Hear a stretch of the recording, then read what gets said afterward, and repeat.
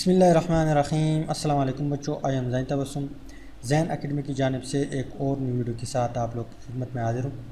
इंशाल्लाह इस वीडियो में हम ये डिस्कस करने वाले हैं कि न्यूट्रॉन जो है वो किसने डिस्कवर किया और किस तरह ये डिस्कवर हुआ। तो स्टार्ट करने से पहले अगर आप लोगों ने ज़ैन एकेडमी चैनल को सब्सक्राइब नहीं किया तो सबसे पहले ज़ैन एकेडमी चैनल को सब्सक्राइब करें और साथ वाले बेल आइकन को भी लाजमी प्रेस करें ताकि आप लोगों को हर आने वाली न्यू वीडियो की अपडेट जो है वो मिल सके।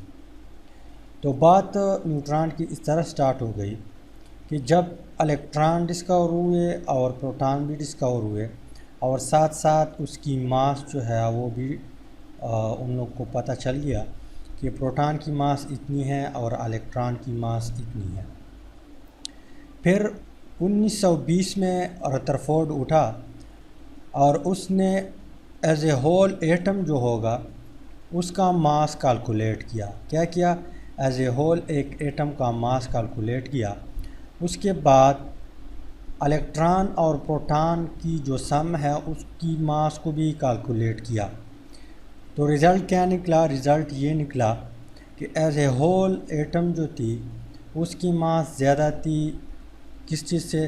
प्रोटॉन और इलेक्ट्रॉन की मास से, जो एटम में मौजूद थे। तो इससे इसने ये नतीजा अख़ज़ किया कि एटम में कुछ ऐसी और भी पार्टिकल मौजूद है जो इलेक्ट्रॉन और प्रोटॉन की अलावा है। कुछ ऐसी चीज़ मौजूद है लेकिन हमें पता नहीं है। तो यहाँ पे मैं आप लोगों को एग्ज़ाम्पल से समझाता हूँ।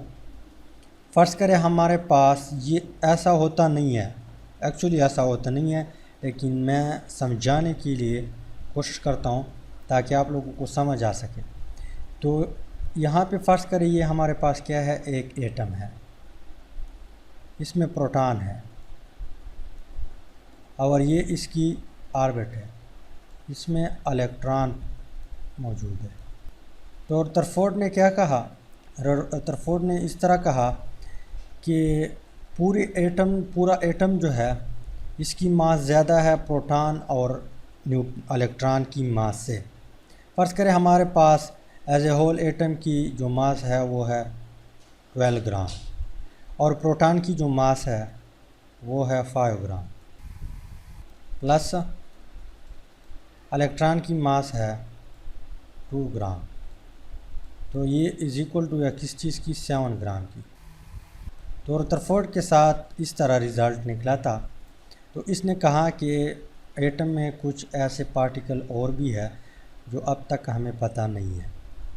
ठीक, इसके बाद 1932 में एक साइंटिस्ट उठा जिसका नाम है हमारे पास जेम्स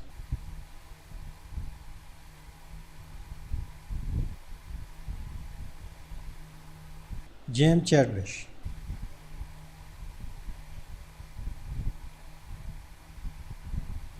इसने एक एक्सपेरिमेंट किया।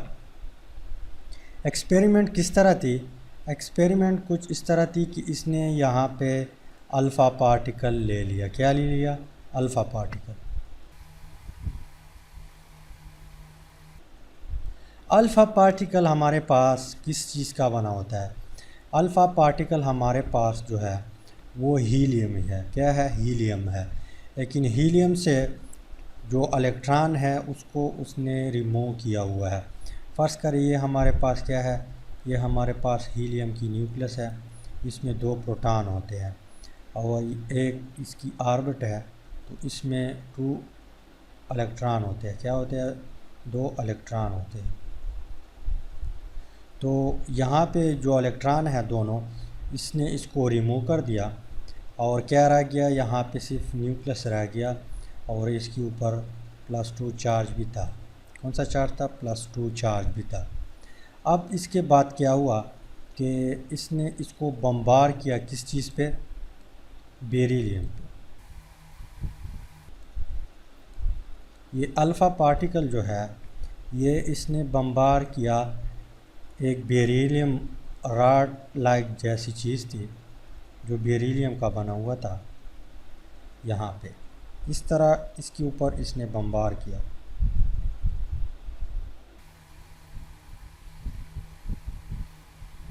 इसके बाद क्या हुआ, इसके बाद यहाँ पे इसने 2 इलेक्ट्रोड भी रख लिए। क्या रख लिए, यहाँ पे एक इलेक्ट्रोड रखा जिसके ऊपर नेगेटिव चार्ज था, और यहाँ भी एक इलेक्ट्रोड रखा जिसके ऊपर पॉजिटिव चार्ज था, और इसको एक बैटरी के साथ कनेक्ट किया। किस चीज़ के साथ, बैटरी के साथ, और इसको करंट भी पास कर दिया। यहाँ पे जो रेडिएशन अल्फ़ा पार्टिकल जो थी, यहाँ पे इसने क्या किया, इससे जो न्यूट्रॉन थी वो पार्टिकल की सूरत में निकल आ गए बेरिलियम से। जो न्यूट्रॉन थी वो पार्टिकल की सूरत में इसी तरह निकल आ गए, और यहाँ पे सिर्फ क्या बचा, कार्बन बच गया, कार्बन बच गया। तो इसने क्या ऑब्ज़र्व किया, यहाँ पे जो पार्टिकल आ रहे थे ये ना तो कैथोड की तरफ चले गए और ना एनोड की तरफ चले गए। मतलब ये है कि ये पार्टिकल जो थी इसके ऊपर कोई चार्ज नहीं थी, ये न्यूट्रल थी। क्या थी, न्यूट्रल थी। तो इससे ये नतीजा अख़ज़ हुआ कि ये हमारे पास क्या है, ये हमारे पास एक्चुअली न्यूट्रॉन है। क्या है, न्यूट्रॉन है। और न्यूट्रॉन का जो वर्ड्स है ये निकला हुआ है न्यूट्रल से। किस चीज़ से निकला हुआ है, न्यूट्रल से। तो यहाँ पे ये पार्टिकल न्यूट्रल थी, ना तो ये नेगेटिव चार्ज के पास चले गए और ना पॉजिटिव चार्ज के पास चले गए, ये सीधा स्ट्रेट जा रहे थे। तो इससे ये नतीजा अख़ज़ किया कि ये जो पार्टिकल है इसके ऊपर कोई भी चार्ज नहीं है, तो ये न्यूट्रल थी। इसी वजह से इसको नाम दे दिया न्यूट्रॉन। तो इसी तरह न्यूट्रॉन डिस्कवर हुए, और साथ साथ इसका मास भी डिस्कवर हुआ, क्योंकि इनको पता चल गया जब रदरफोर्ड की जो ऑब्जर्वेशन थी, जो जिसने बात की थी कि कुछ पार्टिकल इसी तरह है, लेट सपोज़ ये 12 ग्राम है, ये 5 ग्राम है, ये 2 ग्राम है। तो एज ए होल एटम जो है इसकी जो मास है 12 ग्राम है।